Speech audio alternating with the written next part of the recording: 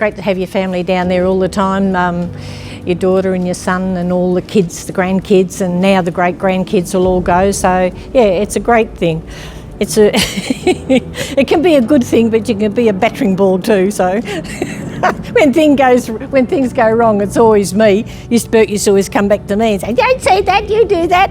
You know, so I'm not racing anymore. He used to say all the time. That's it. I'm not racing anymore. Next day, get up, wash his car, off you go. Yeah, but it's good to see all of them. You know. Craig running and Brent running and Lee running, it's really good. Yeah, it's the family keeps going on and on and on. And a family that races together stays together, I believe, because we all do, so.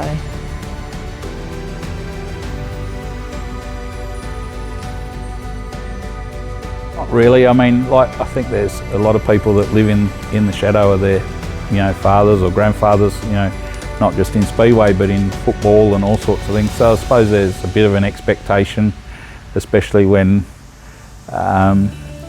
your father's such a character and also had some really good results on the board. So I'm guessing they think if you're tarred with the same brush that maybe some of that's going to rub off on you for sure.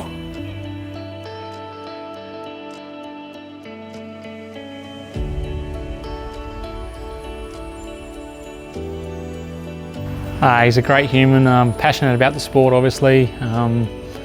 Yeah, you wouldn't find too many people like him, to be honest. He was a caring, loving man, so yeah, he's just one of a kind really.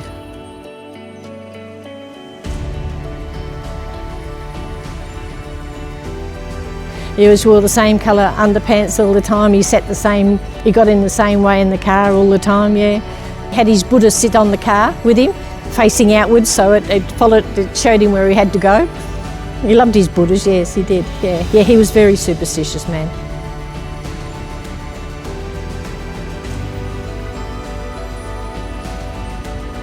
It had its good and bad points, you know what I mean?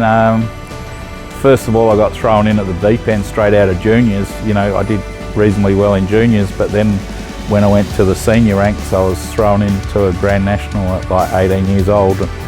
And I'm racing against Dad, and he can't watch me and tell me what I'm doing wrong, only when he came around to lap me, and so I guess your learning curve's a lot slower, that way, and he was getting up me. I mean, I remember, for instance, just as one example, like I was spinning out all the time.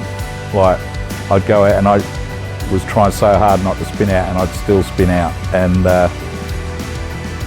Dad, as he was, he came in and just roasted me like a couple of times, I won't say what he said, but in the end I said, well, how about you just sit your ass in there and take it out. And he was starting off the front of this race in it and came belting into turn one at Claremont there and looped it in front of the field, and they all cleaned him up, and he came in and said, "Oh, that thing's a pile of shit, how do you get that around the track?" And I said, well, I've been sort of trying to tell you that for a little while, but obviously a learning curve. I didn't really know if it was good or bad or whether it was me. So after that we made some progress, and as the years went on we started racing door to door, and then yeah, we had a few little altercations here and there.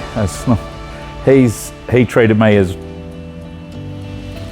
just one of the other drivers, if not like harder, so there was never an inch given. It's not like there was any team rules or anything. Like if the number 8 was in front of him, it wouldn't matter if it was number 9 or whatever. He was going to get past you regardless. So.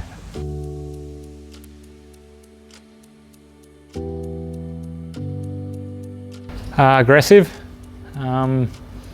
Yeah, didn't like losing much, like all of us, but yeah, aggressive really is the only main word that comes to mind. So everyone knows what he was like. He didn't like getting past, he didn't like getting beaten, but yeah, great racer.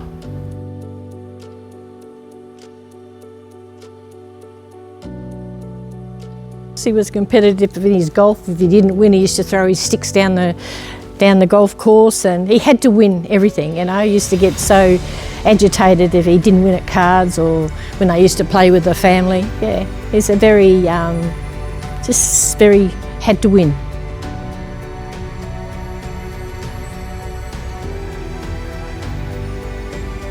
To be honest, he's just my pop. You know, he's just another bloke. Probably one of my best mates. You see him every day. He comes to my work and dribbles a bit of crap. He's just my pop, to be honest. I never really knew until the later years like how good he actually was, and he touched a lot of people's hearts and won a lot of races.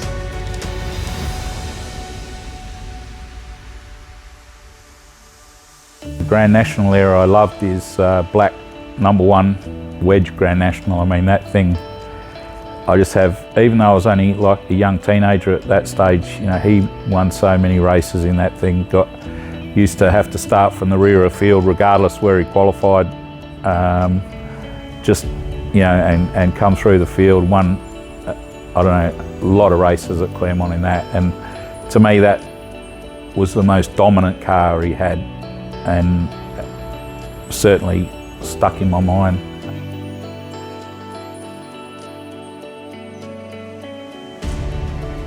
His Panteras, I mean, he was so passionate about them, you couldn't not like them, but he forced me, well, didn't force me, but I ended up with one for one season and I just couldn't handle it. I just couldn't see where they were going with it, and there was just so much work and money thrown in these things. So I got rid of mine after one season, and he just stuck with that. He just loved it, you know. Later on, he ended up with a sweet super sedan, I think. That was certainly a real nice car, you know, and he did really well in it. Had a Roush Yates Ford in it, and so that, to me, machinery-wise, that was probably one of the nicest cars he'd ever had. So yeah, he's had that many cars and transporters, it's really hard to nail down one of them, but they're a couple of the ones that sort of stick in my mind. Probably the Sweet. You know, he bought that Sweet from Matt Pascoe. That was a pretty nice looking car. Obviously he's had the Panteras and a lot of home built ones, which they all look pretty nice. You know, he's done a nice job with everything fabrication wise, but no, that purple one stands out for me.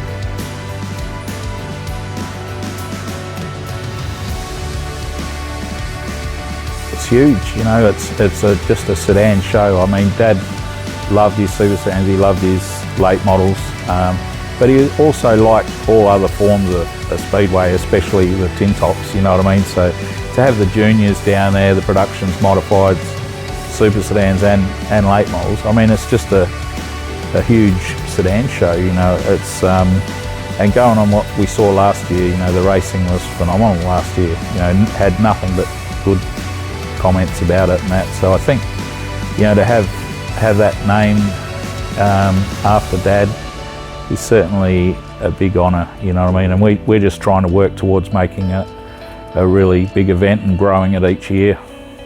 He's one of the biggest ambassadors of our sport, and sedan-wise, yeah, just good to see the amount of support it's had this year and last year. Just hopefully we can keep it going. Looking forward to getting this beast out there, you know, hopefully it runs more than a lap and a half this time.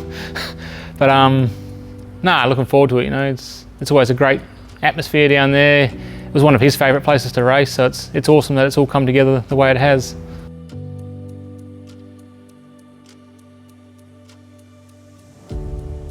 Wasn't fortunate enough to win a race while he was around, so now every time I win one, you know, you sit back at home and wonder what it could have been like if he was here. You know, he was one of my biggest supporters, so I think he would have been climbing the fence, to be honest. But yeah, look, it's a shame, but he's up there watching from up there, so yeah, he's seen them all now, so it's good.